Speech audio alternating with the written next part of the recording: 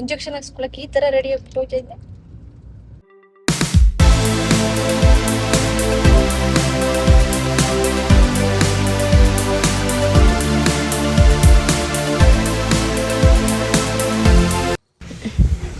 Hi hello ನಮಸ್ತೆ, welcome back to my channel Anju vlogs Kannadathi. ಇವತ್ತಿನ special ತುಂಬ ಸಿಂಪಲ್ಲಾಗಿ ಪನ್ನೀರ್ ಗ್ರೇವಿ ಮಾಡೋದು ಹೇಗೆ ಅಂತ ನಿಮ್ಮ ಜೊತೆ ಶೇರ್ ಮಾಡ್ಕೊಳ್ಳೋಣ ಅಂತ ಒಂದು ಈ ಪುಟ್ಟು ಮಿನಿ ವ್ಲಾಗ್. ಬೆಳಿಗ್ಗೆನೇ ಎದ್ದು ಮೈ ಫೇವ್ರೆಟ್ ಮೀನ್ಸ್ ಕಾಫಿ ಕುಡಿಲಿಲ್ಲ ಅಂದರೆ ಕೆಲಸನೇ ಆಗೋದಿಲ್ಲ. ಸೊ ಕಾಫಿ ಕುಡಿದು ನಾನು ಮನೆ ಕೆಲಸ ಮಾಡ್ತಾ ಇರೋ ಅಷ್ಟೊತ್ತಿಗೆ ನನ್ನ ಮಗಳೂ ಕೂಡ ಇದ್ಬಿಟ್ಲು. ಅವಳನ್ನು ಇಟ್ಕೊಂಡು ಮನೆ ಕೆಲಸ ಮಾಡೋದು ತುಂಬಾ ಕಷ್ಟ. ಸೊ ಮೊದಲಿಗೆ ಒಂದು ಬೆಳ್ಳುಳ್ಳಿ ತೊಗೊಂಡಿದ್ದೀನಿ, ಹಾಗೆ ಸ್ವಲ್ಪ ಶುಂಠಿ ತೊಗೊಂಡಿದ್ದೀನಿ. ಸೊ ಎರಡನ್ನೂ ಬಿಡಿಸಿಟ್ಕೊಂಡು ಹಾಗೆ ಒಂದು 4-5 ಮೆಣಸಿನ್ಕಾಯಿ, 2 ಟೊಮೆಟೊ, ಹಾಗೆ ಒಂದು ಈರುಳ್ಳಿನ ಸಣ್ಣದಾಗಿ ಹಚ್ಕೊಂಡು ಇಟ್ಕೊಂಡಿದ್ದೀನಿ. ಸೊ ಮಿಕ್ಸಿ ಜಾರಿಗೆ ಒಂದು ಶುಂಠಿ, ಬೆಳ್ಳುಳ್ಳಿ, ಮೆಣಸಿನ್ಕಾಯಿ ಹಾಗೆ ಸ್ವಲ್ಪ ಕೊತ್ತಂಬರಿ ಸೊಪ್ಪು ಹಾಕ್ಕೊಂಡು ನೈಸಿಗೆ ರುಬ್ಕೊಂಡಿದ್ದೀನಿ. ನಂತರ ಒಂದು ಬಾಣಲೆಗೆ ಸ್ವಲ್ಪ ಎಣ್ಣೆ ಹಾಕ್ಕೊಂಡು ಅದಕ್ಕೆ ಚಕ್ಕೆ, ಲವಂಗ ಹಾಗೆ ಪಲಾವ್ ಎಲೆನ ಹಾಕ್ಕೊಂಡು ಫ್ರೈ ಮಾಡಿಕೊಂಡು, ಜೊತೆಗೆ ಈಗ ರುಬ್ಬಿಟ್ಕೊಂಡಿದ್ದಂಥ ಮಸಾಲೆನ ಅದಕ್ಕೆ ಹಾಕಿ ಚೆನ್ನಾಗಿ ಫ್ರೈ ಮಾಡ್ಕೊತಾ ಇದ್ದೀನಿ. ಆ ಸ್ವಲ್ಪ ಚೆನ್ನಾಗಿ ಹಸಿ ಸ್ಮೆಲ್ ಹೋಗಿದ ತಕ್ಷಣ ಜೊತೆಗೆ ಇವಾಗ ಟೊಮೆಟೊ ರುಬ್ಕೊಂಡಿದ್ದೆ, ಈಗ ಅದನ್ನು ಕೂಡ ಅದಕ್ಕೆ ಹಾಕಿ ಮಿಕ್ಸ್ ಮಾಡ್ಕೊತಾ ಇದ್ದೀನಿ. ಹಸಿ ಸ್ಮೆಲ್ ಹೋಗೋವರೆಗೂ ಬಾಡಿಸ್ಕೊಂಡು ಹಾಗೆ ಅದಕ್ಕೆ ಒಂದು ಸ್ವಲ್ಪ ಅರಿಶಿನ, 1 ಸ್ಪೂನ್ ಗರಂ ಮಸಾಲ, ಹಾಗೆ 1 ಸ್ಪೂನ್ ಧನಿಯಾ ಪೌಡರ್, ಹಾಗೆ 2 ಸ್ಪೂನ್ ಚಿಲ್ಲಿ ಪೌಡರ್ ಹಾಕ್ಕೊಂಡಿದ್ದೀನಿ. ನಿಮಗೆ ಖಾರ ಎಷ್ಟು ಬೇಕೋ ಹಾಗೆ ನೋಡ್ಕೊಂಡು ಹಾಕ್ಕೊಳ್ಳಿ. ಸೊ ಅದನ್ನು ಚೆನ್ನಾಗಿ ಅದ್ರ ಜೊತೆಗೆ ಫ್ರೈ ಮಾಡ್ಕೋಬೇಕು. ಎಣ್ಣೆ ಬಿಟ್ಕೊಳ್ಳೋವರೆಗೂ ಫ್ರೈ ಮಾಡ್ಕೊಳ್ಳಿ ಚೆನ್ನಾಗಿ ಸಿಮ್ಮಲ್ಲೇ. ನಂತರ ಅದಕ್ಕೆ ಸ್ವಲ್ಪ ಹಸಿ ಬಟಾಣಿ ಹಾಕಿ ಫ್ರೈ ಮಾಡ್ಕೊಂಡಿದ್ದೀನಿ. ಹಾಗೆ ಸ್ವಲ್ಪ ರುಚಿಗೆ ತಕ್ಕಷ್ಟು ಉಪ್ಪು, ಮಸಾಲೆ ಚೆನ್ನಾಗಿ ಬೇಯೋದಕ್ಕೆ ಸ್ವಲ್ಪ ನೀರು ಹಾಕ್ಕೊಂಡಿದ್ದೀನಿ. ಚೆನ್ನಾಗಿ ಫ್ರೈ ಆಗಿದ ನಂತರ ಪನ್ನೀರ್ ತೊಗೊಂಡು ಅದನ್ನು ಚಿಕ್ಕ ಚಿಕ್ಕ ಪೀಸಾಗಿ ಕಟ್ ಮಾಡಿ ಇಟ್ಕೊಂಡಿದ್ದೀನಿ.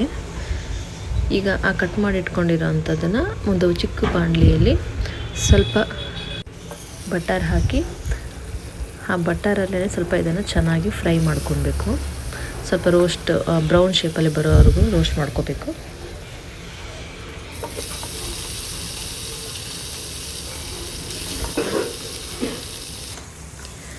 ಅದು ಚೆನ್ನಾಗಿ ಫ್ರೈ ಆಗಿದ ನಂತರ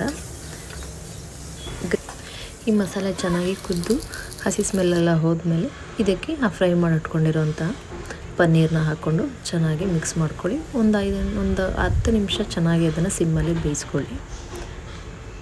ಅಷ್ಟೇ, ತುಂಬ ಈಸಿಯಾಗಿ ಪನ್ನೀರ್ ಗ್ರೇವಿ ಆಗಿಬಿಡತ್ತೆ. ಬೇಗ ಮಾಡಬೇಕಾಗಿರೋರು ಆರಾಮಾಗಿ ಮಾಡ್ಬೋದು. ಸೊ ಟಿಫನ್ ಮಾಡಿ ಮಗನ ಸ್ಕೂಲಿಗೆ ಕಳಿಸಿದ ನಂತರ ಹಸ್ಬೆಂಡ್ ಆಫೀಸಿಗೆ ಕಳಿಸಿದೆ. ಸೊ ನೆಕ್ಸ್ಟ್ ನಾನು ರೆಡಿಯಾಗಿದ್ದು, ನನ್ನ ಮಗಳಿಗೆ ವ್ಯಾಕ್ಸಿನ್ ಇತ್ತು. ಸೊ ಇವತ್ತು ಅದಕ್ಕೋಸ್ಕರ ಹಾಸ್ಪಿಟಲ್ಗೆ ಹೋಗೋದಕ್ಕೆ ರೆಡಿಯಾಗಿದ್ದೀನಿ. ಅವಳನ್ನು ಕರ್ಕೊಂಡು ಹಾಸ್ಪಿಟ್ಲಿಗೆ ಹೊರಟೆ. ಎಷ್ಟು ಇಂಜೆಕ್ಷನ್ ಹಾಕ್ಸಿದ್ರಮ್ಮ? ಪಾಪ ತುಂಬ ಪೇಯ್ನ್ ಆಗಿತ್ತು ಅನಿಸುತ್ತೆ. 3 ಇಂಜೆಕ್ಷನ್ ಹಾಕ್ಬಿಟ್ಟಿದ್ರು. ಸೊ ಮುಗಿಸ್ಕೊಂಡು ಬರ್ತಾ ಹಾಗೆ ಸಾಯಿಬಾಬಾ ಟೆಂಪಲ್ಗೆ ಹೋಗಿ ದೇವರ ದರ್ಶನ ಮಾಡಿಕೊಂಡು ಮನೆಗೆ ರಿಟರ್ನ್ ಆದ್ವಿ.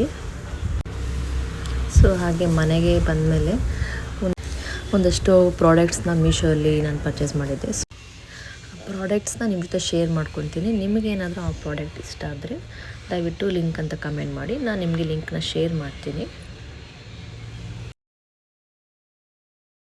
ಕುರ್ತಾ ಸೆಟ್ ತುಂಬಾ ಅಫೋರ್ಡಬಲ್ ಪ್ರೈಸ್ ಅಂತಲೇ ಹೇಳ್ಬೋದು. ಕ್ಲಾತ್ ಕೂಡ ತುಂಬಾ ಚೆನ್ನಾಗಿದೆ ಆ್ಯಂಡ್ ತುಂಬ ಕಂಫರ್ಟಬಲ್ ಕೂಡ ಇದೆ. ಸೀರಿಯಸ್ಲಿ ಆ ರೇಟಿಗೆ ಇದೊಂದು ಡ್ರೆಸ್ ಬಂದಿದೆ ಅಂತ ನಿಜವಾಗ್ಲೂ ಶಾಕ್ ಆಗುತ್ತೆ. ಆ್ಯಂಡ್ ನೆಕ್ಸ್ಟ್ ಡ್ರೆಸ್ ಬಂದು, ನಿಮಗೂ ಕೂಡ ಈ ಡ್ರೆಸ್ ಇಷ್ಟ ಆದಲ್ಲಿ ಕಮೆಂಟ್ ಬಾಕ್ಸಲ್ಲಿ ಲಿಂಕ್ ಅಂತ ಹಾಕಿ ನಾನು ನಿಮಗೆ ಲಿಂಕ್ನ ಶೇರ್ ಮಾಡ್ತೀನಿ. So thank you so much for watching and keep supporting me guys.